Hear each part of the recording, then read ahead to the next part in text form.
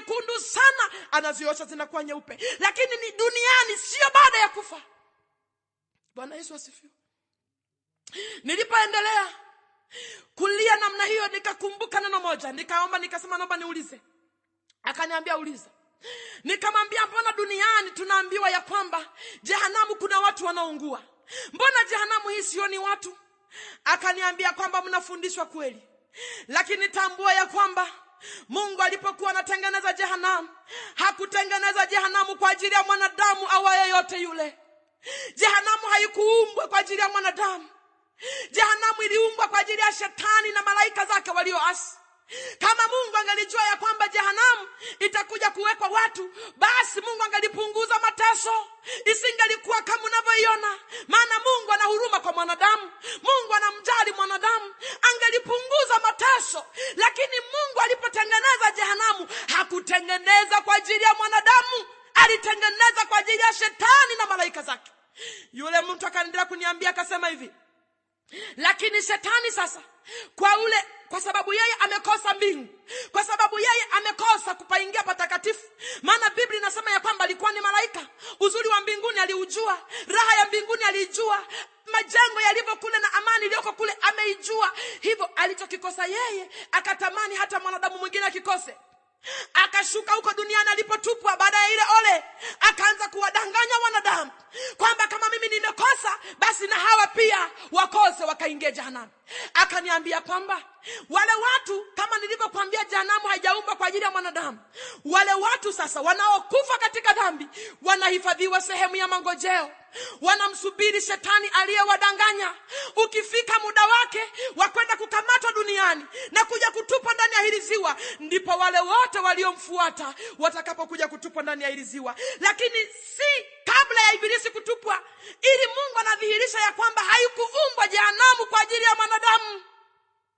Jehanamu haikuumbwa kwa ajili yako, iliumbwa kwa ajili ya ibilisi.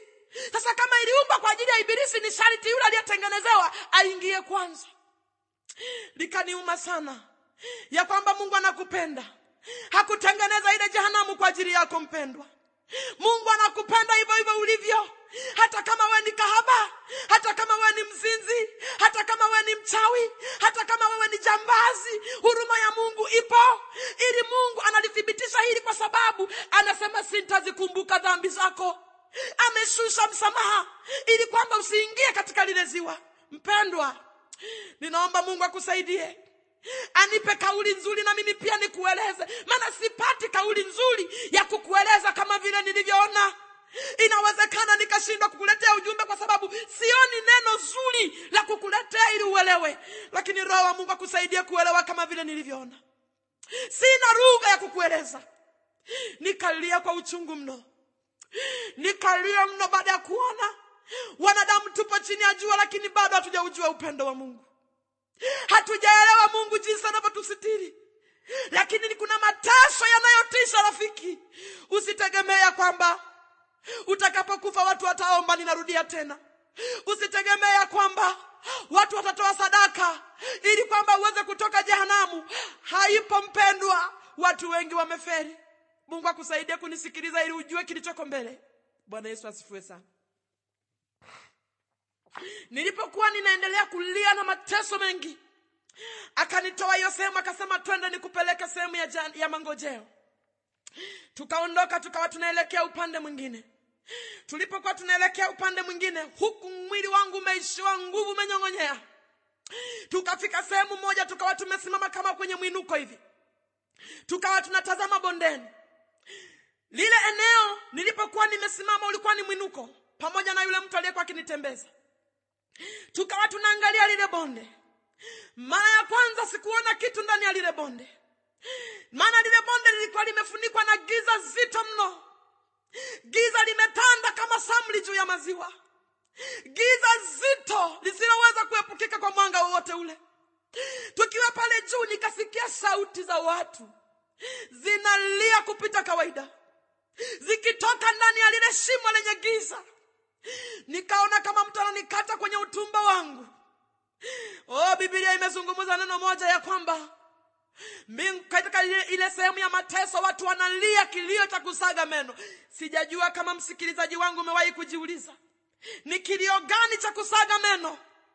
Inawezekana ukalichukulia neno hili, lakini nakwambia tangu mbingu na nchi kuwepo hakuna mwanadamu aliyewahi kulia kilio kama wanacholia kwenye ile sehemu. Wanalia kilio cha kutisha mno, kilio kilicho hakina matumaini, kilio kisichokuwa na faraja ndani, kilio kisichokuwa na tumaini, hakipo. Ndipo tukaanza kuteremka kwenye lile bonde. Tulipokuwa tunateremka kwenye lile bonde, lile giza likaanza kujivuta. Lile giza lilipokuwa likijivuta likaondoka, lile giza likaenda mbali kabisa. Tukiwa pale juu nikakuta kule chini mabilioni kwa mabilioni, watu wasiokuwa na idadi, wengi kama mchanga wa baharini, matajiri kwa maskini, waliosoma kwa wasiosoma, watu wazuri kwa wabaya, kama vile yani wa kila aina, mataifa na mataifa, makabila na makabila, waliokwenda kinyume na mpango wa Mungu. Biblia inasema Mungu hadhihakiwi. Chochote upandacho ndicho utakachokivuna. Na watu wengi wanapojifikiria ya kwamba wakiingia kwenye Ukristo au kwenye dini fulani, kwenye imani fulani, wanajiona ya kwamba wameingia kwenye maficho. Ndugu mpendwa, ninaomba nisikilize. Ninaomba nisikilize na Roho Mungu akusaidie kuyaelewa haya ninayokwenda kuyafanya. Akili ya mwanadamu siku zote inapenda kusikiliza faraja. Akili ya mwanadamu inapenda kusikiliza ya kwamba tutaingia kwa neema. Akili ya mwanadamu siku zote inapenda kusikiliza ya kwamba hakuna mtu anayeweza kushinda dhambi. Ndivyo ninavyopenda kusikiliza, maana Ibilisi amevuvia uongo huo. Lakini mimi ni tofauti mpendwa. Ninakuambia kile ambacho Yesu alisema ya kwamba wengi watataka kuingia lakini wasiweze. Biblia imesema jitahidini kuingia, maana mlango ni mwembamba na njia imesonga na waionao ni wachache. Inawezekana hujawahi tangu kuzaliwa kukutana na maneno kama haya, lakini ninakueleza kile nilichokiona, maana nisipokueleza mpendwa nitadaiwa damu yako mikononi mwangu. Bwana Yesu asifiwe sana. Wale watu walikuwa ni wengi wanalia. Lile giza lilikuwa ni zito. Hakuna mwanadamu mwenye kuonana na rafiki yake. Hakuna kutiana faraja ya kwamba mpendwa tujitie moyo, ya kwamba ndugu vumilia. Giza limewatenganisha. Kila mmoja na mateso yake, kama siku ulivyozaliwa. Kama siku ulivyozaliwa, kila mmoja na mateso yake. Hakuna faraja ya kwamba tutafarijiana, tutatiana moyo. Hakuna mpendwa. Faraja zipo duniani, faraja zipo chini ya jua, lakini kule hakuna faraja. Ninakueleza, nasema tena, nitaendelea kusema ya kwamba ninakueleza kile nilichokiona. Lazima nikueleze ili kwamba ukichagua kwenda huko ni sawa, lakini uende baada ya kusikia. Usifikiria kwamba mnaambiwa maneno ya uongo, kunywa kidogo, huwezi ufanya uzinzi kidogo au iba kidogo. Na kuambia mpendwa nisikilize ili ujue huko mbele kuna nini. Bwana Yesu asifiwe sana. Ndipo tukaanza kushuka lile bonde. Tulipokuwa tunashuka lile bonde, nimekwambia limeshona watu msongamano. Lile bonde hakuna hali yoyote ya matumaini. Bonde la kukata tamaa. Watu wanalia, hakuna faraja, hakuna matumaini, hakuna neema. Ni mateso na uchungu usiopimika. Na lile bonde kulikuwa hakuna hali yoyote ya ukijani kibichi. Kulikuwa hakuna hali yoyote ya maji. Ni hali ya ukame hujapata ona. Ni hali ya ukame. Ni bora ukutane na jangwa lililoko chini ya jua kuliko jangwa lililoko kule. Ni mateso mno. Nataka nikwambie mpendwa, unapotembea duniani ukaona miti, ukaona maji, ujue ni neema ya Mungu haijaondolewa. Mungu anakujali. Neema ya Mungu ipo, lakini si eneo lile. Nilipofika pale chini pa wale watu, nikakuta wale watu hakuna mweupe, hakuna maji ya kunde, hakuna. Wote ni wamekuwa ni weusi kupita masizi, ni weusi kupita mkaa. Wanalia ndimi zao, kila moja awe mrefu awe mfupi, ulimi wake umevutwa unafika karibu na kifua chake, unafika kifuani pake. Kila mmoja ulimi wake unafika kwenye kifua. Nikaogopa. Nikauliza, nikasema samani naomba niulize. Kaniambia uliza. Nikasema mbona hawa watu ndimi zao zimevutwa namna hiyo? Kwa nini? Akaniambia kwamba unapoona hii sehemu hakuna maji, unapoona hii sehemu hakuna hali yoyote ile itakayowaletea maji ili waondokane na kiu. Halafu kiu walionayo sio sawa na kiu iliyoko duniani. Kiu walionayo ni kiu ya mateso. Wanavyolia usiku na mchana, likidondoka tone moja la machozi, wanazisogeza zile ndimi zao, wanalamba yale machozi, ndiyo maji yao. Kumbuka, ni wanadamu walizaliwa kama wewe. Waliishi kwenye ulimwengu huu kama unavyoishi. Waliweza kuchezea neema kama unavyochezea. Usifikiri kwamba waliumbwa huko huko. Hapana, walitoka kwenye ulimwengu huu na waliishi na walitafuta neema nyingi. Wengine waliingiza na maji manyumbani mwao ili kuepukana na adha ya maji, lakini wanalamba chozi moja, ndio maji yao, sababu wameshindwa kutii maagizo ya Mungu. Mungu sio mwanadamu. Akinena amenena, akisema amesema. Mungu hajipingi mwenyewe. Akisema ya kwamba kuna mateso, kuna mateso. Na ile sehemu kulikuwa na baridi kali mno, baridi isiyokuwa na maji ndani yake. Maana kuna sehemu nyingine baridi ikiwa kali, ndani yake kunakuwa na manyunyu, ndani yake kunakuwa na umande. Lakini ile baridi ni kali na haina hata tone la umande. Mateso yaliyoko huko, na hakuna mauti. Mauti imekamatwa mikononi mwa Mungu. Bwana Yesu asifiwe sana. Ndipo akaniuliza hawa watu na wafahamu? Nikasema si wafahamu. Akanitoa akanipeleka upande mwingine, ambako huko ndiko machozi yangu yalikokwenda kuongezeka maradufu. Ndipo machozi yangu yalipokwenda kuongezeka zaidi. Maana huko alikwenda kunionyesha ndugu zangu wa damu, marafiki, majirani, waliokwenda kinyume na mpango wa Mungu, waliokwenda kinyume na mapenzi ya Mungu. Mtu wa kwanza kunionyesha alikuwa ni babu yangu upande wa mama. Huyu babu alikuwa ni mwinjilisti. Hata kabla hatujazaliwa yeye alikuwa ni mwinjilisti kwetu huko Makete. Huyu babu alikuwa ni mwinjilisti wa miaka mingi.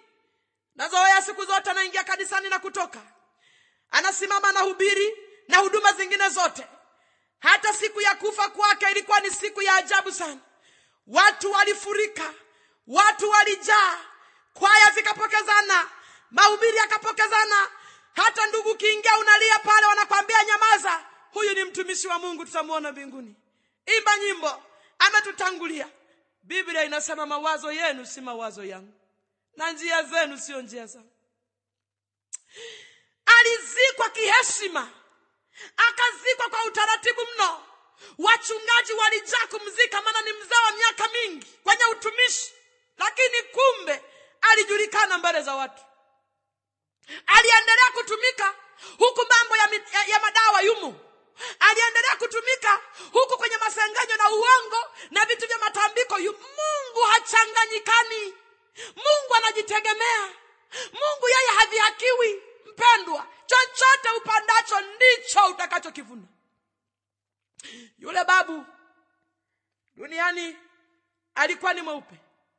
Nikashangaa amebadilika, amekuwa ni mweusi mno. Analia kwa mateso mno. Nikashikwa na hofu. Nilipoendelea kumtazama, nikashikwa na hofu mno. Naye akaendelea kulia kwa uchungu mno. Maana tumezoezwa duniani, watu wameingia kwenye utumishi wakifikiri ya kwamba utumishi ni kazi ya lele mama. Wameingia huko wakajibandika. Ndio maana nasikia kesi za majambazi wengi watumishi. Unasikia kesi za uzinzi wengi watumishi. Kesi nyingi zimejaa. Watu wanafikiri utaingia mbinguni kwa ajili ya utumishi. Na kuambia leo, hata kama wewe ni askofu, pasipo kuokoka na kukana Yesu kikamilifu ndani yako, isahau mbingu. Mbingu sio mahali pako. Mungu hatishwi na cheo ulicho nacho. Mungu hatishwi na uchungaji ulionao. Mungu hatishwi na uinjilisti ulionao. Hata kama ulimwengu wote utakutetemekea, Mungu hatishwi na hilo. Lipo moja tu linalomtisha Mungu, ni utakatifu peke yake. Hicho ndicho kinachomuhonga Mungu. Mungu sio mwanadamu.